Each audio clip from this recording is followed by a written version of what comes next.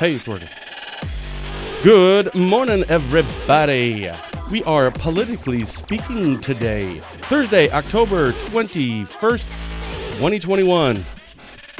I'm Ben Dryden, and as always, I am being joined by former Wisconsin Assembly Representative Adam Jarko and former Wisconsin Senator Patty Shockner. Today's show is our, October, so our 10th Politically Speaking with Adam and Patty episode. You can watch a recording of our previous episodes, which we do every month on the third Thursday of the month on our website at drydenwire.com, on our Facebook page under the videos tab, or it's a lot easier. We store all of our videos on our YouTube channel. Just go to Dryden Wire, search YouTube. There may be one missing. As you can see, though, we don't have our sponsor anymore. We lost our sponsor for the show. In this case, it wasn't because we said something inappropriate and they were offended. But Matthew Kirkpatrick and Kirkpatrick Law Offices, who have been with us since we first started this, Matthew Kirkpatrick is shutting down his office soon. He has a lot of cases to get done, etc.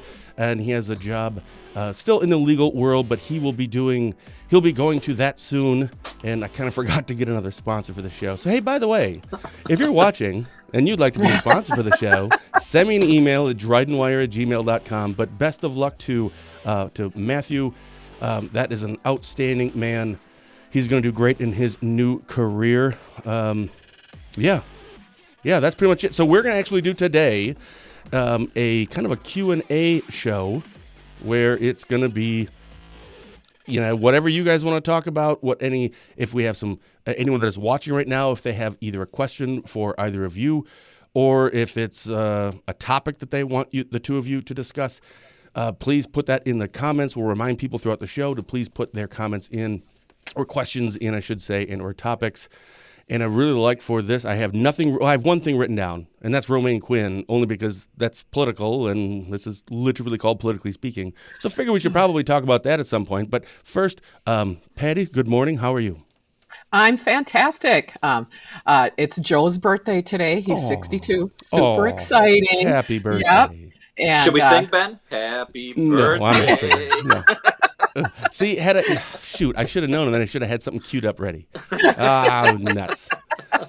Yeah, so that's exciting. And we just got back from a road trip, went out to New Mexico, which went to a Cadillac shop out there to get motors for our hot rod. So it was pretty fun. Hey, how does that work? So it looks like a lot of these, John had put up thoughts on new map folks. So yeah, we should totally bring that up and talk about that. Thanks for that question, John. How does that work with like vehicles, and like GM and others have announced that we're going to be fully electric by whatever date, etc. How does that work for things like motorcycles? Because I really can't see, the Hells Angels driving around in electric motorcycles. Is that going to be a part of it, or is it really just vehicles? And follow up to that, if everything had to be electric, would anyone ride motorcycles or hot rods anymore? I think as long as we have the capacity to have vintage vehicles, there's always going to be a market for that. That's bad for the environment, though. This is not the hippie Patty I know. Well, the car that we have is a 52 Chevy Gasser. It's a little hot rod. Nice. And it's, we have a 500 Cadillac motor, and, he's doing upgrades and stuff to it, but it's that vintage. That's the whole challenge. And I'm sure someday there'll be challenges, to build up 80s, 90s, 2000 cars. There's always going to be a need for some fuel, but I think, eventually it's going to go away. I mean, sure. But I think it's not going to happen in my lifetime. Sure. Adam, good morning. How are you? I'm awesome. How you doing? Awesome. I'm awesome. I love it. What have you been up to? I'm assuming like shooting things and, animals, right? Yeah. Yep, totally have been. Yeah. Just got back from Florida the other day with Romaine, actually. We were shooting gators and pigs, had a great trip, lots of fun, lots of good times had by all, and now he's rested, relaxed, killed enough stuff, and ready to campaign, I think. It's so weird. So weird. Yeah. So Well, let's. do you guys eat the alligator meat? I mean, what do you do with it? Oh yeah, we had to bring back huge coolers because he got an 11.5 footer, so we had to buy extra Oh, coolers to bring the meat back. Yeah. yeah. And that. So, do you have like a gator feed? I mean, I've had alligator before, but I mean, what do you do with it? Yeah, I don't know what he'll do. I didn't do a gator feed. I gave a bunch away to friends and family, and ate a bunch at my house. And when people come over, it's always a fun little appetizer that people don't normally have. So Uh, yeah, we Yeah, have fun. is yeah, it one of yeah. those that tastes like chicken kind of a thing? Yeah, chicken of the sea, swampy chicken is what I call it. Yeah. I mean, does it literally taste like? I mean, is that the best way you alligate it? It's like chicken. It sort of is. You have to. It's a tougher meat. It's a tail meat, so you send it through the tenderizer, and it comes out almost like a cube steak. And my favorite way to cook it is just sort of sautéed. Sometimes you put a little shore lunch on it and saute it that way. It's good stuff. Mm, Oh, gross. I've only had it deep fried. I've never had it without a lot of junk on it to cover up the fact that I'm eating the tail of an alligator. Ugh. Well, there is that. Okay, so let's get on to some political things here. So as we've discussed this morning, or already brought up Romaine Quinn. So he had announced a week ago, it was early last week, I think it was on Tuesday, we had him on for an exclusive interview the following day on Wednesday. We still haven't seen if Janet has announced, or at least I have not seen an announcement if she's running. We're just going to assume that she is. And maybe that's a big assumption. But Adam, I'll start with you. Put on your political mind for, well, no, first just tell me your thoughts. Romaine is announced that he is running for the 25th Senate District. When you heard that, I'm sure you probably knew about this beforehand, or maybe you did. I'm assuming you did. What are your thoughts about him just now, after not seeking re-election in the Assembly, doing his career, and then going, man, I missed this too much. I want to get back, and now I'm going to. What were your first thoughts when you saw that? Yeah, so I think that district has been slipping away from the Democrats. Each time that Janet Bewley has ran, it's gotten tighter and tighter. And I think everyone would probably agree that this is going to be it looks like it's going to be a pretty difficult year for Democrats, which is not unusual in an off year when you have the presidency. Sure. So I suspect everybody would agree that this is likely to be a pretty good year for Republicans. And you add that to Romaine if I was to pick the very best person in that district to run against Janet Bewley, I would pick Romaine Quinn. He's well liked, good guy. You don't have to agree with him, but he's got a great personality. He's easy to get along with. He campaigns hard. He'll raise enough money. They put out new maps yesterday, which we'll talk about, which slide that district a little bit because of population shifts. They had to move districts around, of course, and he's going to pick up a little bit of Burnett County if those maps stand. We don't know. The legislature will pass them maybe even next week, and then Governor Evers will veto them, and they'll go to the court. So, but assuming that the district can't get worse for him because everywhere you go outside, it becomes a little more Republican. So my guess is if I was to handicap this, Romaine is likely to win that district. It's not going to be a blowout. Janet will be a good candidate and run a good race, assuming she runs. But I would guess Romaine maybe wins 52% or something Sure. there. Yeah. Sure. Patty, what were your thoughts when you saw that? Well, I was watching when I seen he was on, so I was like, "Oh, there's a shocker." Geez, news break: Romaine can't make it in the real world, so he's got to go back to politics. Oh, Ouch. wow. Ouch. Wow. Can't make it That's in the so- real world. Got it. That's hard. And Romaine needs to have insurance for his baby, so let's run for office. Oh, And that's- man. You're killing him. So Wow. and then so then Romaine can keep childcare and all the other good stuff away from children, but make sure his own family's covered. So it wasn't surprising. I think it will be a really tough race. And Romaine, I mean, he's likable. People like him, and you have coffee with him and all that, but you might not agree with policy, and it's going to come down to policy and how that works out. The changing of the maps, I think that is kind of interesting. I don't know that there's going to be that big of a a thing with Burnett County. I mean, the total population is 15,000, so I'm not really sure how much actual Mm. vote that brings to that area. But I don't know. I think it was expected. It's kind of like, Radical Rebecca. I mean, it's the best kept secret. We all knew it was coming. That so. Mm. I think it'll be interesting. It'll be interesting to see if they really do get down and dirty, and I have a feeling they will. I think you almost kind of have to in that kind of a race. Ugh. I'm just saying, and not personal, but I mean, it's going to be a kind of a big deal. We had Congressman Tom Tiffany on, and I asked him about this. He said it's going to be one of the top 3 races that people are following in Wisconsin, Mhm. and there's going to be a ton of money on both sides pumped Yep. into this.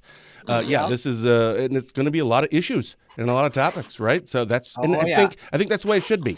I think Adam, you brought up last month's show that it's in these kind of campaigns, these big races. I mean, you're not running for city council. That's legit, but usually don't see anything, issues or that. These are big races, and they should be very contested, and they should go after each other nonstop about the issues. But just don't make it personal. But that's okay. I think sometimes politics gets a bad name because they will say these things when it's, but I should. That's what I absolutely should do. Just kind of how it works. So I think people should probably get ready for that coming up. How much money do you think would have to be spent in this race for either side? Where do you think it's going to land when it's all said and done? How much money? Adam, we'll go back to you. How much money you think Romaine or Janet, or maybe just in total if you want, how much money is going to get pumped into this race? Let me answer the question, but defend Romaine first. So he's been a very, very, very successful realtor. He doesn't need the job. He's making plenty of money in the real world, and his wife works at Mayo in Barron, so she has the insurance, the same insurance my wife had when she worked there. Very good insurance. So he doesn't need the job. He doesn't need the insurance. He's running, believe it or not, Patty, because he believes in public service and believes he can contribute to his area. Just the same reason you ran, the same reason I ran. I'm guessing on each side we're going to see about 2 million. My guess is that Romaine himself will raise, between him and kind of the sort of Republican apparatus, close to 1 million. Same thing with Janet, and then the outside spending on each side, I suspect, will top 1 million as well. So I'm guessing this may be about a $4 million kind of race. Wow. In one of the most poverty-stricken areas, isn't that just something? I mean, it just that Senate district is so huge, and there's so much poverty in there. It's amazing that kind of money is being pumped in. But it also tells you a lot about the power of politics. Well, Right. I think one of the reasons this is going to be such an important race is, remember, the Republicans are 1 vote away in the Senate from a veto-proof majority. So if they can pick up this seat, hold all of the other seats, even if Tony Evers wins, they have a veto-proof majority in the Senate. I don't know if they can get there in the Assembly. It will kind of depend on candidates and maps and all of that, of course. Yep. Well, they're trying with Zimmerman. Well, he's already there. Come on. So I think it's possible that they pick this off and they get a veto-proof majority in the Senate. So that's going to be an added reason to that this will be a big race. And you throw in the fact that Janet is the Senate Minority Leader. That's got to be another kind of win, quote unquote win for Republicans as well. And if I recall, Janet ran her last race was against James Bolin, who maybe he was. I didn't really know much about him until he announced. And I think he lost by, I was like 51-49 or 52-48. So that was a very close race for maybe I'm I want to say a relatively unknown. Now, maybe he was more known than I thought. And Romaine is certainly much more well known, but maybe not so much up in Douglas or Ashland area, and that will be his job. Right. But he also has 7th Congressional District Representative Tom Tiffany, who campaigns up there. So yeah, I can see this is going to be an interesting race. I'm really looking forward to it because it's Northwest Wisconsin. Like when we come on and we do these shows, what are we talking about? Sometimes we're talking about like Biden, and it's and then the state, Evers and Rebecca Clayfish. But it's really going to be fun talking about a big Wisconsin state race in our area. So I can't wait for that. So let's get to the maps part. I put that up this morning. It was announced yesterday, I think, from GOP leadership about their maps, what they have proposed. So, Adam, I'm sorry. So we're just I'll start with you, Adam, again. And I apologize, Patty. I should probably start with you at one of these. But Adam, from the map standpoint, you had explained this before. How does this end with the maps? So the first part is, did you see those maps? What were your thoughts? And then, is this what it's going to be? So if you go to driver.com, you click and you look and there's links and, oh, okay, that's what it's going to be. Or probably not. Yeah, so I had to work last night, so I didn't get a chance to review them thoroughly, but I looked in our area just to kind of see what would happen in the 10th and the 25th, and then for the Senate districts, and the 28th for the Assembly districts, and it's pretty interesting. So because of the growth in St. Croix County, there's got to be some movement there. So the district that Gay Magnifici has right now, my old district, the 28th, is going to shrink. So she right now has kind of what I call the southern half of Burnett County. And that includes Grantsburg, Siren, Webster. That all is proposed to now be in the 73rd, which is the Milroy district, because that area lost some population, so they're sliding his district down. That's a very, very red area.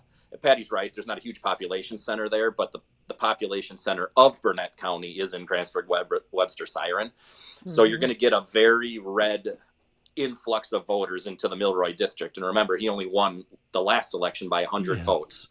And that also happens to be the 25th. So you're going to get an influx into the 25th Senate district. Sure. The other thing that I noticed is it takes out part of River Falls out of the 10th Senate district and the 30th Assembly district. Excuse me, say that again. River Falls is out of the 10th? Yeah, it takes part of it out. Yep. Oh, okay. And then slides down kind of around and gets into, I think it's called the town of Clifton there. And then it bumps up a little bit into the town of Somerset, right? Is that right, Patty? If I saw it right, right now the 28th has all of both the town and village of Somerset. Now the 30th will have part of the town of Somerset if these are proposed. Sure. So that's kind of the proposed map. My suspicion is they will pass the legislature as is or with very minor changes. Tony Evers will veto them. And then they will go. It looks like the Wisconsin Supreme Court has teed this up to take these maps this time. Historically, it's been the federal courts because the Wisconsin Supreme Court has not wanted to get involved. But it appears to me that in this case, the Wisconsin Supreme Court is likely to get involved. So as always, all eyes will be on Brian Hagedorn and Justice Brian Hagedorn and what he does, and whether he says, okay, I'm going to take these maps as is, they're good enough, they comply with the laws, they comply with compact districts, they comply with this and that, or will he want to redraw some of them? There will be challenges in federal court claiming they violate the Voter Right Act, that they don't adequately do the majority minority districts. So it'll be a dogfight probably at least through the end of the year, if not early part of next year. But we're going to have it done early part of next year because then we're already starting to circulate nomination papers. So we need to know, what the hell the districts are before you can circulate nomination papers. And that's what we all always like to see is courts getting involved in politics. That's nice. That's nice to see. Well, it was really fun. You look at the maps and you're like, oh, amazing. They drew the map around Shannon Zimmerman's house. Now he can be legal instead of saying he's living in the district that he represents, which he doesn't. He can actually be a legal voter again. All right, so hold on, Patty. For the people who don't know, what is this about? So Shannon Zimmerman, he's a representative in what is that? Ask Adam. Adam brought it up. Or Adam. Sure. So for people who don't know, Shannon Zimmerman or that situation. Would one of you want to kind of catch our viewers up if they were not aware of that? So the boundaries are set up. Shannon says he lives in the city of River Falls with his son in a duplex, but he has a multi-million-dollar home in the town of Clifton, which is not in the area. So he expects the voters to believe that he lives in River Falls with his son and not in his beautiful home that he worked so hard for with his wife. So does he actually have a place there in the district? He has that a duplex. Yeah. But I mean, that's part of the issue for voting. So then if I live in Florida, can I vote in Florida? or if I'm living if I have a summer place in Wisconsin and a winter place in Florida. I mean, Oh, sure. you don't get to, I mean, here's one example of how you push the boundaries. And if it's good enough for our elected officials, then why isn't it good enough for us? And if the only cure for that is to redistrict so that now you're legal, I mean, that doesn't get rid of the Hmm. conversation about, fair maps. Sure. And this is a prime example of how building maps to your benefit works out, Well, in there is River a difference Falls. between, you had said just a little bit south of and, Florida. There's a little But bit I of a mean, geographical difference there yeah, last time I looked at a map. But however, but what he's doing, so he's stating that he lives in one place as long as he has a residence there. And he is, I don't know how far from the line where his house is from what it currently is. Couple miles? More? I I don't would know. imagine it's not that Sure, far, cut my. Is it but one of it's those? boundaries. Well, it's legal to do. There's nothing wrong with it if you do have a residence there, and also it's 2 miles away. Who cares? Or is it no? We really should care about this. We should care about this. If voter rights really matter, if that really matters, like the Republicans like to say, then it should be everything Hmm. in that. So it's like really, really kind of bizarre. So And is that accurate there, Clint Moses? Adam, can you guys see that? Pros as of Zimmerman and Pedrick in the same district? Yeah, I don't know exactly where that is, and I'm going to defend Shannon a little bit again. I guess Okay. I'm going to be the guy that defends people from Patty today. her unfair commentary. People know that Nice.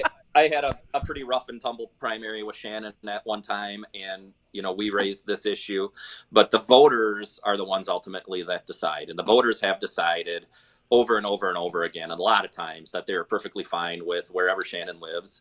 And I think the courts have, or not the courts, but the ethics commission, the campaign, regulators have looked at this. Everybody's kind of decided there's no there. And Sure. so, to me, it's a non-issue at this point. That ultimately the power in these things rests in the hands of the voters, and the voters are perfectly fine with where Shannon lives now. So they could draw the district the way that it is right now. If Shannon's going to get reelected, they could move the lines a little bit. Shannon's going to get reelected. It really doesn't matter. I mean, because they run people. This is the Democrats like to point to maps as the problem, but they know the solution. The solution is to run people like Patty that are a little more moderate in these more moderate or rural districts. Instead, they run whack jobs like Sarah Yakub, and there's no way that the people in Hudson are voting for Sarah Yakub. It's not going to happen ever. Not today, not tomorrow, not in 100 years. She's not representative of that area. Shannon is. To some extent, Patty is, so To was some extent, I love that. was, Yes. yeah. Yes. The voters in the 10th are a little more conservative, particularly in a little bit more of a conservative year, and so that made it an uphill battle for Patty. But if they ran more candidates like Patty, who struck a more moderate tone like Patty did, they would have much more success. When you run people like Sarah Yakub, you'll never win. You just can't. Well, I think I would push back on that a little bit. I think as things are, as the as people are starting to get more and more involved in politics, whether it's state, local, even national, and when you start looking at what people are actually fighting for, not what they're fighting against, all of a sudden you see what people are fighting for, and it's like I have, I look at my representatives. I have never had them, even before I was a senator, when I learned as a senator, and then now after, actually even engage in what they're running for. It's always running against Democrats. So now Democrats are changing the message a little bit, and you might have some aggressive women on there. I know they're super scary, but They are. That is an actual fact. I'm not gonna yes, lie. yep. I'm very But I scared mean, of powerful women. Absolutely scared of that. but when you think about what are things that you're running for, you're running for dental care for senior citizens. That is a winning topic. Dental care for senior citizens. Do you know that in this area, if you're on Medicare, you have to travel about 5 hours away to get a dentist that covers you? And sometimes I recently had a person contact me that was 70 years old and had to have their teeth pulled. And all they had was Medicare. No one would cover them. They had to travel 5 hours away to get all their teeth pulled and then drive all the way back. It's inhumane, the policies that we have. And I think now, as we start looking at what's going on and what we want for our people, the arguments are going to be way different than just Republican, Democrat. It's what are you fighting for me? What are you going to do for me? Because for too long, it's been what are you going to do for the business owners? What are you going to do for big corporations? What are you going to do for the big spenders? Now, people are taking their voices and their votes back, and they're reevaluating it. If you aren't going to stand up and say what you're doing for me, you're not getting my vote. Sure. So I think the people like Sarah Yacoub and the John Calabreses of this world are really going to start bringing some new arguments to the table. And I think Republicans are going to have a hard time with it because they don't have anything to stand on when it comes to actual policy that impacts people's pocketbook on a daily basis. I 100% agree with you that we should be paying attention to the issues. But actually, I have a question. You talked about the dental part. What does that attack ad look like? Like, I wrote this down. I think this might be a good one. Romaine Quinn doesn't care about your teeth. Yeah. Is that so? And, you know. Well, I mean, all you have to do is go to an area like Burnett County, where Adam, you and you can agree or disagree, but when the dental lobbyists come to your office and they're basically talking about how much more money they want. If you don't have dental insurance and you're paying out of pocket, poor people don't get braces. People who can afford braces get braces. Poor people don't get dental implants. Poor people don't get dentures. But what's the number one cause of infection for senior citizens? Poor oral hygiene. Really? We should be helping all our senior citizens and making sure they have very good oral hygiene. But we don't. And it's one of those topics we refuse to talk about. And Republicans won't talk about it because the Dental Association and all these lobbyists, they're the ones that are paying to make sure that we don't have policy that covers those things. Adam? Yeah, so I think the problem with Patty's analysis is she forgets the part where we never get to that issue because they have people in their party like Lieutenant Governor Barnes that put out bills that are so poorly written that they actually ban run-of-the-mill hunting ammunition, right? So when you say Republicans don't stand for anything, Republicans stand for the Second Amendment. Republicans stand for life. Republicans stand for a growing, robust economy. Republicans stand for not spending trillions of dollars like Joe Biden is doing. Republicans stand for lower taxes. Those kind of things. And so if you wanted to get to that dental issue, which you probably could garner some pretty broad bipartisan support on it being an important issue, we may come at it from a different perspective on how you solve that issue. But I bet you could solve that issue if you could ever get to it.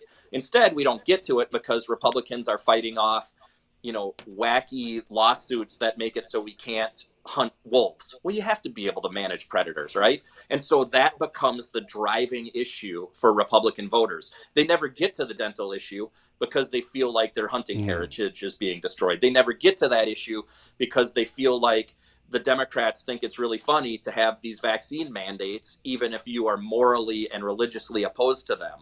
So we tend to focus on these other issues. If we would be able to put aside some of these more divisive issues, then we could actually get to dental care and oral hygiene. But we'll never get there if we keep fighting about guns and hunting and abortion and all of these other things that rev up voters so they don't get that far down the list of issues. They got the top 3 issues and then they stop and they say the Democrats aren't with me on those issues. I can't support them. Good point. Well, and I think when we talk about guns and women's reproductive rights, those are really, really important issues. And I think at the end of the day, those 2 issues alone, whichever one happens, if there's a win and we take away the constitutional right for women to have autonomy of their body and we take it away, what is the next one? Because all you have to do is chip away at one. When you get one taken away from a certain population, and this clearly is only against women, then next, what's the next constitutional right we're going to pick away? Sure. And so when I fight for women's rights, I'm fighting for the Constitution because I think we should have all our constitutional rights. But when people fight and try to take away women's reproductive rights, we are literally fighting for democracy, because what's next? If you can do it once, by God, you can do it again. Yeah. And what will be the next one? And Well- we should all be supporting women's reproductive rights right now, just for the Constitution. Well, first of all, I can't comment on any of that because I'm a man and I'm told that I can't have an opinion. So even if I wanted to say that you're right, that would be an opinion. And as a guy, I can't have an opinion on this issue at all, apparently. But regarding it's almost like the slippery slope is what you're kind of referring to, I think, about you take that away. I had asked someone, this was we had like a year ago, there was another school shooting somewhere, or a mass shooting, and it was about, once again, so every time this comes up, we talk about the gun rights and what should we do differently. And I was talking to I think it was the Charlotte Police Chief, Dave Wilson, and I asked, what's the big deal about like magazines or clips or whatever they're called? Do we really need 100 rounds or 50? Can we kind of cap it at like 20 or something? I mean, what's the big deal? And we went through that, and he brought up something interesting that I think part of the concern there is the slippery slope aspect. What's next? You do that, okay, now another one happens, because that probably won't solve anything. It's not like we won't see people doing dumb things if we just limit the capacity of magazines for people who are legally buying these things. Then what's the next thing? I know it's never good it's an analogy between these two things, which are, wildly different but similar, right? It's a juxtaposition. Do you think that is part of that issue there, Patty, of the what's next and the slippery slope? I totally do. I just think, and especially, when you're looking at, guns impacts kind of everybody. It impacts everybody. We all have that. There is no gender piece to that.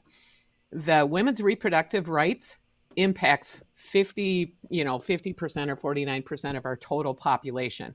It only impacts you if you have a uterus. That's it. If you don't have a uterus, it does not impact you. Well, it also impacts you if you're an aborted baby. There's a problem there.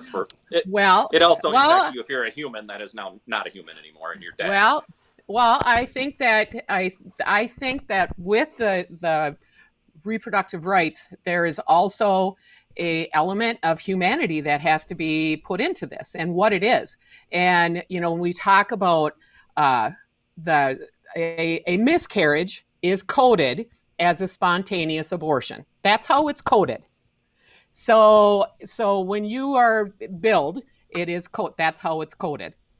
And a miscarriage is a miscarriage. That happens all the time to women. But if you start, just having that word in there is a big deal. And I can tell you, as someone who has been pregnant 9 times, I have lost children.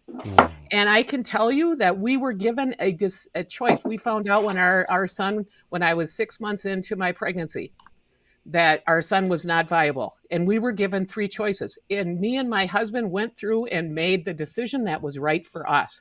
It is not politicians'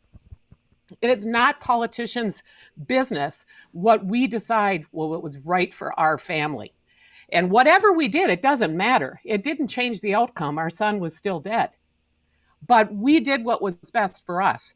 And to take this here topic and make it into something that it is not.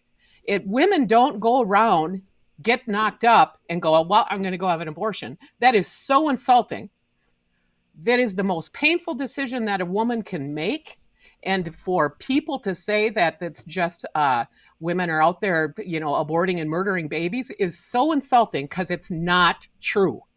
There are multiple different things that happen. And, look at the 9-year-old girl in Texas who was impregnated in an incestuous attack. And now she's forced to walk around pregnant. She's 9 years old. That is so Patty, inhumane. I just can't even believe it. So, Patty, I think you and I could spend all day debating abortion and gun rights, but you've now proven my point, which is we never get to oral health because we spend all of our time talking and debating these issues. So on my side, we will never agree with you. And on your Mm-hmm. side, you will never agree with us. Yet, this is what we spend all of our time talking about, all of our time fighting about. And so, there is a group of voters on both sides, right, that say, okay, they're not pro life. I'm not voting for them. They're not pro choice. I'm not voting for them. They don't even get to issue two. It's a one issue Sure. deal. On my side, Mm-hmm. on the gun rights side, Mm. there's a huge group of people. I'm probably one of them that says, if you're not pro Second Amendment, I don't even want to hear what else you have to say about any other issue. I don't care. And Mm-hmm. so, wherever you are on oral health, I don't care because you're against me keeping my firearms, right? And I think that is the biggest problem with trying to get to these sort of issues that would be less divisive and we could come together is we have these set of 5 or 6 issues Sure. that we'll never agree on. Yeah. And I think, at the end of the day, the one thing you have to remember, especially with reproductive rights, the only people it will impact is people who can't afford it. Rich women will still have their abortions. Just remember that. If you have the money, you will still have them. If you don't have the money, then if you are really pro life, then where's the child care for that child? Where's the health care for that child? Where's the food for that child? Where's the education for that child? If you are truly pro life, then you would support every single program that is out there to make sure that every child has an opportunity to be successful, not the parents' choice. That the society is set up so that every child born in the state of Wisconsin, no matter who they are, no matter where they're born, no matter what's going on, they will have those basic things to them because a child does not pay the bills. Yeah, They no, are and I born think into the situation. you and I agree on that goal. We disagree on the way you get there. I believe you get there through good paying jobs, of which there are thousands, millions, actually 10 million open jobs in America today, I think, something Yep. like that, 9.5 million. And, we're paying, my wife's restaurant is paying high school kids to cook. Like, I don't even know what it is. It's like $15 to $20 an hour, I think, right Jeepers. now. And so the idea that we have to have a Nice. program to pay you to do this and to pay for that and to pay for this and to pay for that, we do have that program. It's called a job. Go fill out a job application and go to work. And oh, by the way, you might have to work a job and a half. I know it's heartbreaking that you might have to actually work hard, but this is America. Get off your tushy and go to work, just like you do, just like Joe did every single day at Anderson Windows. That is a hard, backbreaking job that your husband did, and it's not fair to your husband or other people that work in that factory that we would take their hard-earned money and say, you go ahead and stay home and we'll give you some money to stay home. That's baloney, and it's why we're in the supply chain crisis we're in today, from paying people to sit home and do nothing. Well, I would push back and say all the evidence shows that you're wrong, that why the people we have a lot of open jobs, but what happened when the pandemic came, people were all of a sudden had time and opportunity to actually go out and search for that better paying job, to get the credentials they needed to get a better paying job. And when they did that, they left behind one or two part-time jobs, and now they only have to work one. I know recently at my office we had someone who left, and she had two part-time jobs. Now she just has one. Those two part-time jobs still open. So if you're actually going to get better jobs that are paying more, and you don't need to work 25 extra hours a week with that 40-hour job, why would you? And because there is a employee shortage, because we have so many baby boomers getting out of the workplace and not as many young people are asking for a lot more. And money is just one of them. They're asking for free education. They're asking for better benefits. They're asking for cars. They're asking to work remotely. They're asking for you to pay my internet bill if I'm going to work remotely. These are all things. The power is with the employees. And when you think about the union down in John Deere, what they're doing down there, their CEO got like a 200% increase in wages, and the workers were offered 6%. The workers said no. We want more. No, And, and they have every well, that's right just to. So stupid. Well, organize. they have every right to, but that's dumb. I'd take the raise. Yeah.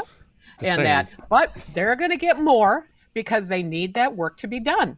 And that's why unions are coming up everywhere again. People are organizing and they're like, we're not going to take this anymore.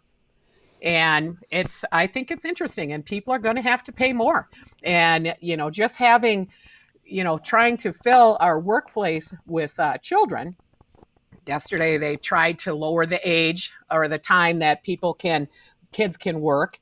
I mean, what do we want 12-year-olds to go to work to start filling these jobs? What do we want to do? More hours? What are we talking about? Kids up until the age of 15 technically can't be working. So we got to figure out better solutions for these jobs. Well, I got a job when I was 11. I've been working since. Well, I took a little break there. So I got a job at my mom's restaurant when I was 11 and I got like two and a quarter. And I was in like sixth or seventh grade, whatever it was. And I just saved up enough until I got $110. And I went up to Duluth to the mall and I bought the brand new, just came out Nintendo with Super Mario Brothers. And then I quit my job. And then I realized about a month later that, come to find out, all the peripherals cost money. So I asked my mom for my job back. But I love, so what basically, Adam, what Patty said was that everyone's entitled to their opinion, even though yours is wrong.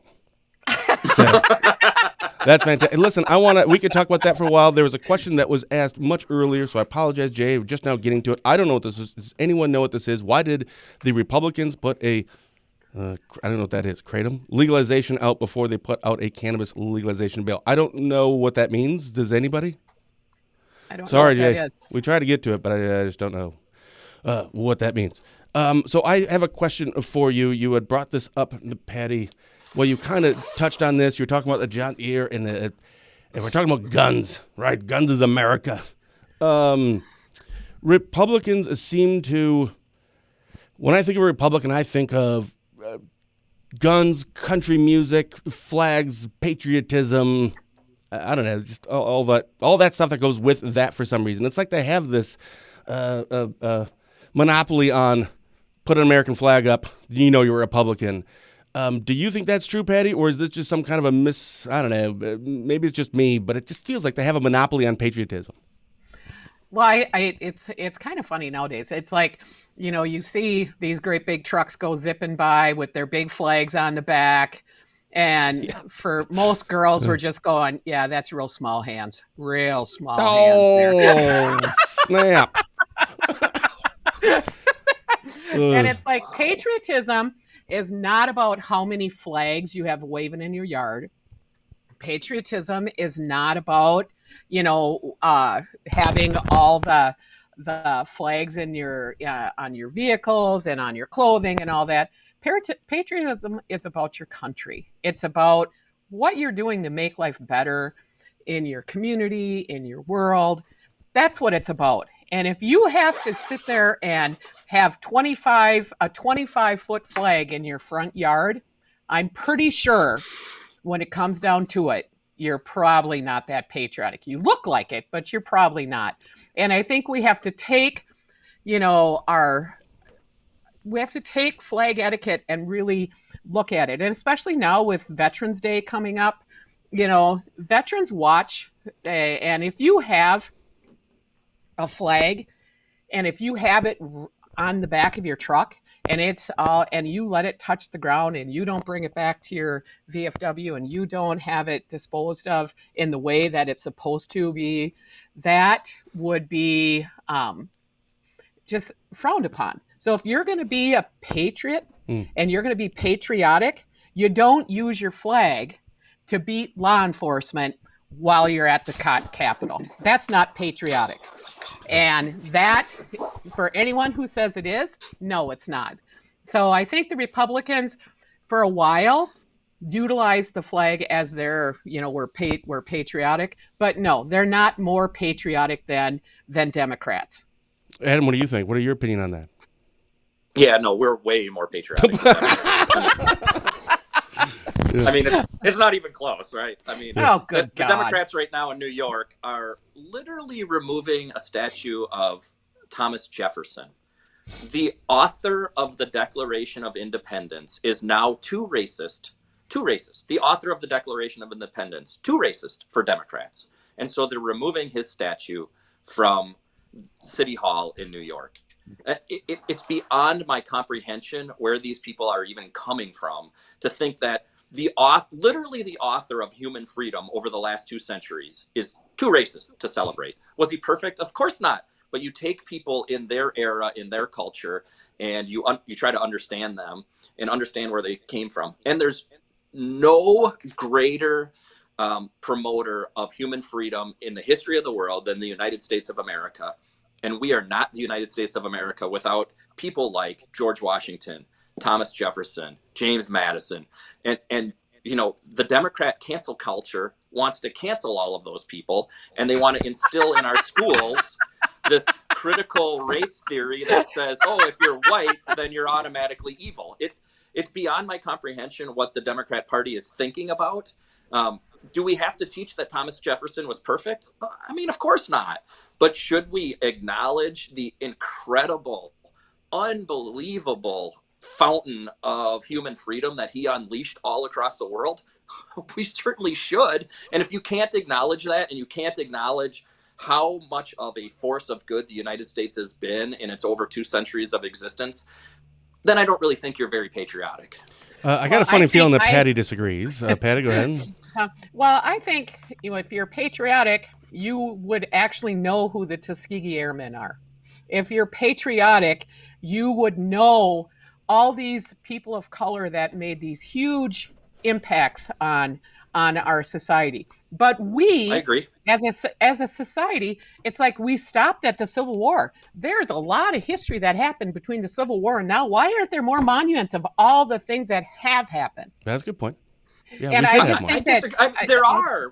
Who's missing? We have a King monument on the Washington Mall, which is totally appropriate. There was nobody probably in the modern era who has been more important for race relations than Martin Luther King, and we celebrate him with a gigantic monument, rightfully so, in the nation's capital. And there's a movie made about the Tuskegee Airmen, and people love it. It's a great movie, and I don't disagree with anything that you just said. I just feel like you think that somehow Republicans, that it's an either or, that you can celebrate Thomas Jefferson, but you can't celebrate King. And I think, as the party of Abraham Lincoln and the party that freed the slaves, I think we are perfectly capable of celebrating both.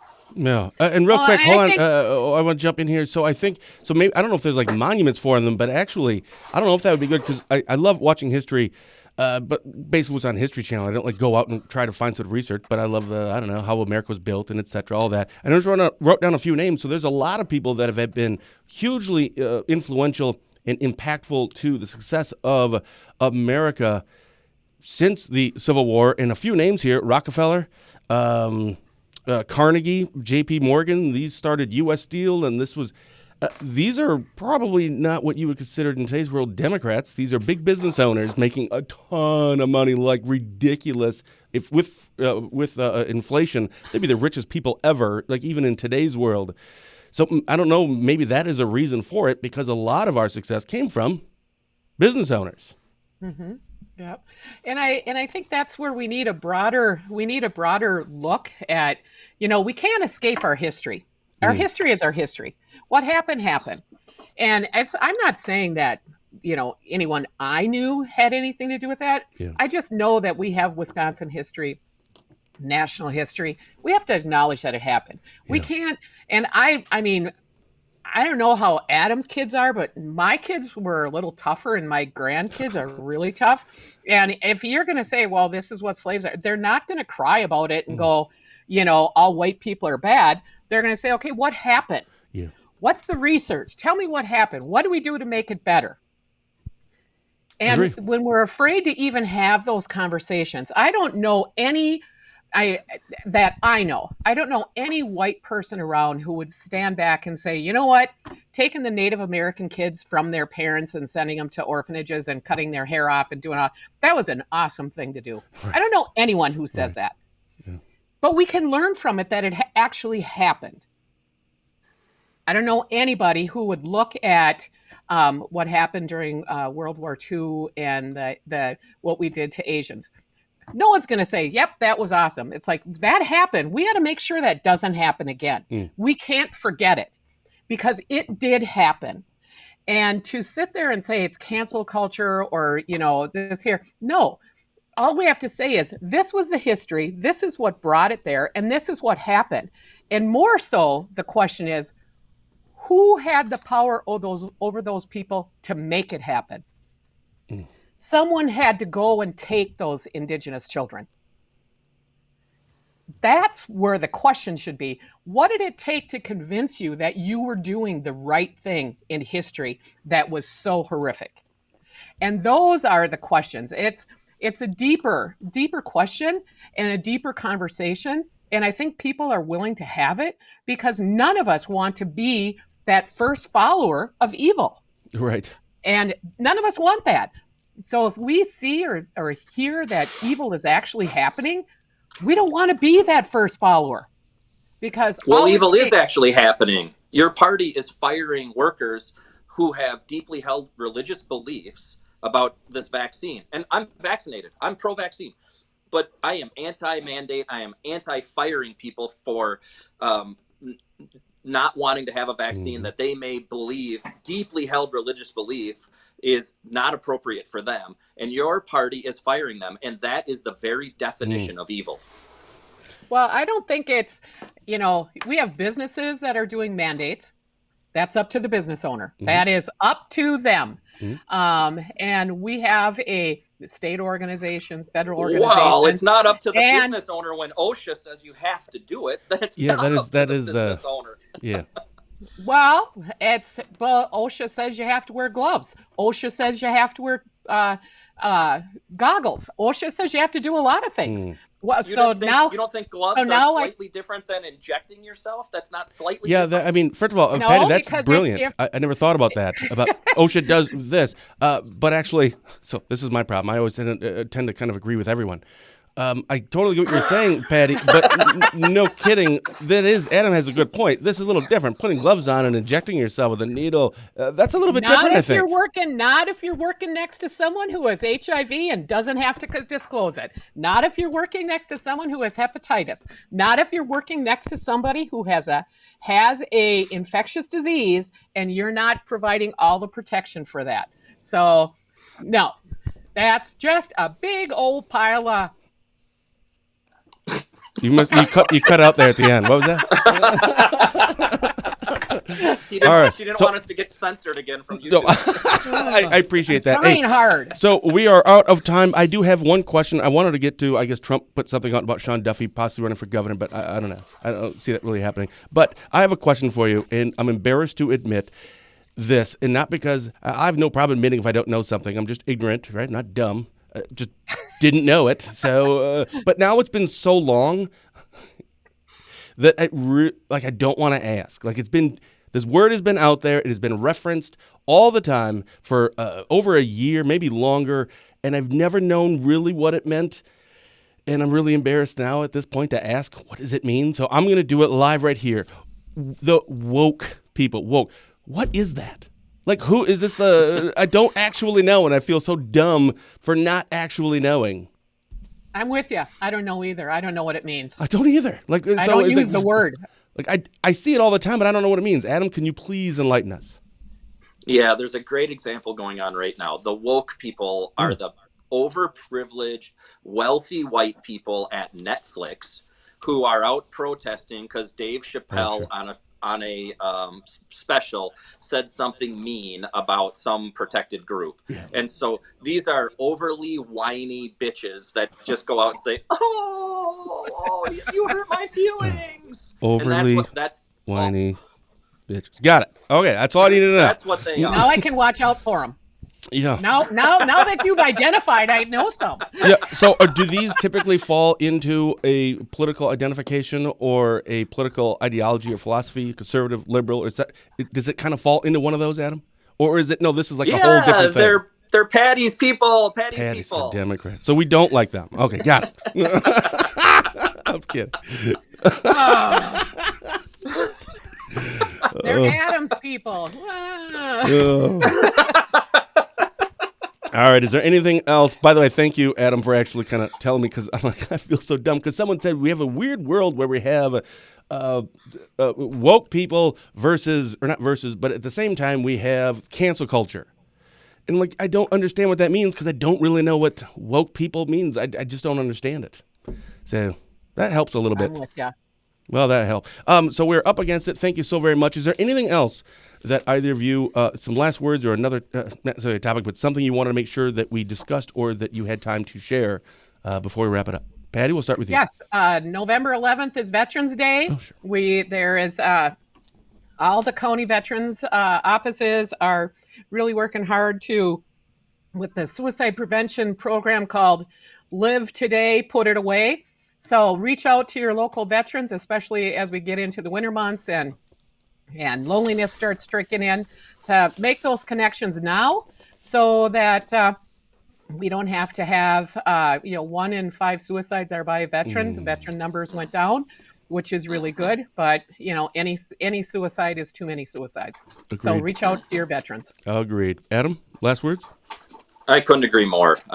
Veterans Day should be just more than, another day on the calendar and another, sort of day off for some employees. This is really an important holiday to celebrate, and well said for bringing it up, Patty.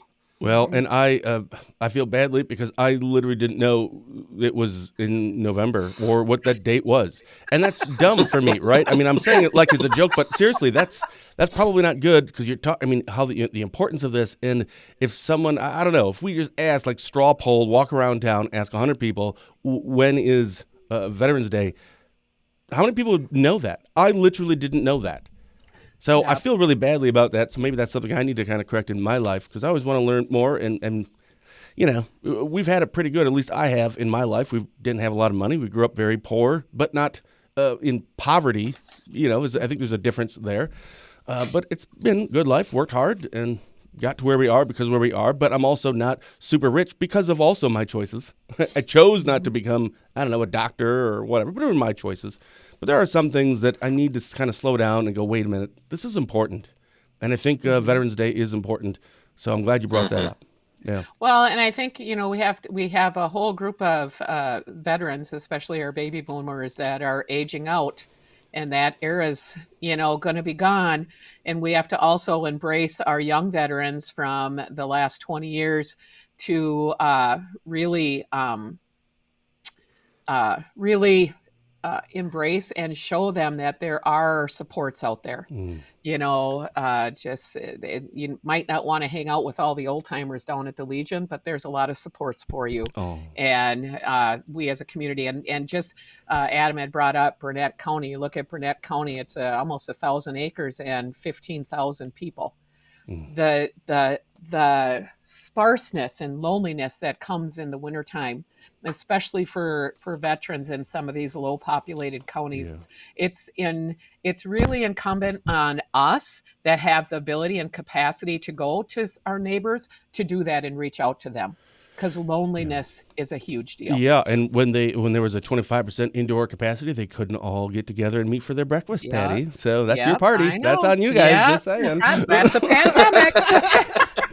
Awesome. Thank you guys both so very much, as Thank always.